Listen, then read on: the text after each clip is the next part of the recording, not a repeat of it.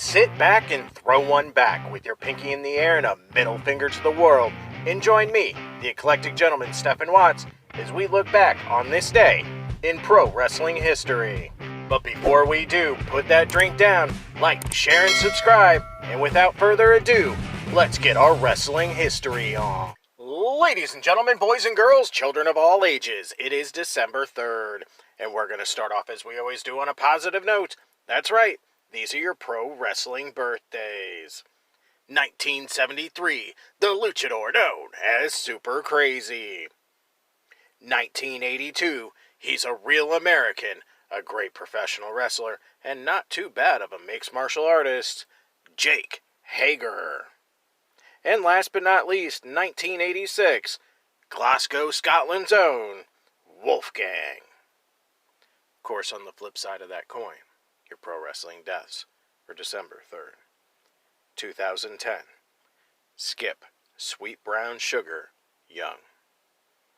Alright, enough of the sad stuff. It's time to get to the meat and potatoes. That's right, these are your pro wrestling history highlights for December 3rd. Jumping in the Wayback Machine and going all the way to 1903, where we see Alexander Swanson defeat Harvey Parker in New York City, New York to win the World Welterweight title. Making two stops in 1944, first, Ed Strangler Lewis defeats Orville Brown to win the Ohio version of the Midwest Wrestling Association World Heavyweight title in Columbus, Ohio. Our second stop in 1942, John Canton defeats Earl McCready for the Toronto British Empire Heavyweight title in Toronto, Ontario, Canada, ending and beginning their respective second reigns. That next year in 1943, the Swedish Angel defeats Orville Brown to win the Kansas City version of the MWA World Heavyweight title in Kansas City, Kansas, ending Brown's fifth reign.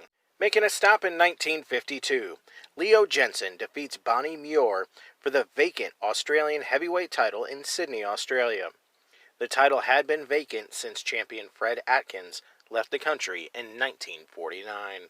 7 years later in 1959, Dory Funk Sr. defeats Antonio Leon in Amarillo, Texas to win the Amarillo version of the NWA North American heavyweight title for a seventh time. Grooving into 1963, Joe Blanchard defeats Billy White Wolf for the NWA Texas heavyweight title in Dallas, Texas. 2 years later, in 1965, Bobby Fields wins his third NWA Louisiana heavyweight title by defeating Danny McShane in Lafayette, Louisiana. Grabbing my bell bottoms and going to 1970, where we see Gene Knitsky defeat Giant Baba for the NWA International Heavyweight title in Osaka, Japan, ending Baba's second reign. That next year in 1971, Dr. X, Jim Osborne, defeats Ramon Torres in Oklahoma City, Oklahoma for the NWA World Junior Heavyweight title.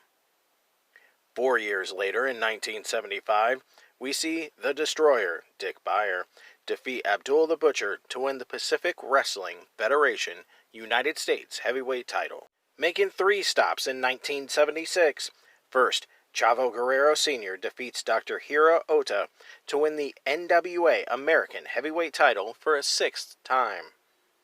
Second, The Wrestling Pro defeats Ken Lucas for the NWA Gulf Coast heavyweight title in Ozark, Alabama. This ended Lucas's ninth reign and began the Pro's sixth.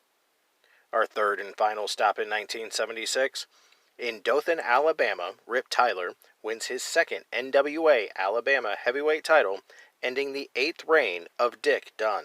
Sticking with that NWA Alabama heavyweight title, but moving to 1977, we see Billy Spears defeat Johnny Eagles for that belt.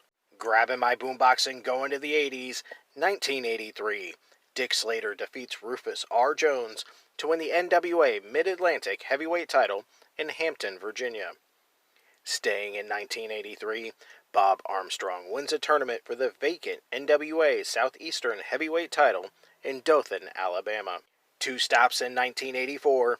First, Ted DiBiase and Hercules Hernandez defeat the Rock and Roll Express, Ricky Morton and Robert Gibson, to win the Mid-South Tag Team titles in New Orleans, Louisiana. Our second stop in '84, The interns, Don Bass and Roger Smith, defeat the Fabulous Ones, Steve Keirn and Stan Lane, to win the AWA Southern Tag Team titles in Memphis, Tennessee, ending Keirn and Lane's 8th reign. Grabbing my flannel and going to the decade of grunge, 1990, Steve Dahl and Scotty the Body, aka Raven, defeat the Wrecking Crew, the Grappler and the Equalizer, for the NWA Pacific Northwest Tag Team titles in Coos Bay, Oregon. That next year in 1991, the WWF holds its Tuesday in Texas pay-per-view at the Freeman Coliseum in San Antonio, Texas. The main event sees Hulk Hogan pinning The Undertaker after throwing ashes from Paul Bearer's urn into The Undertaker's eyes to win the WWF World title.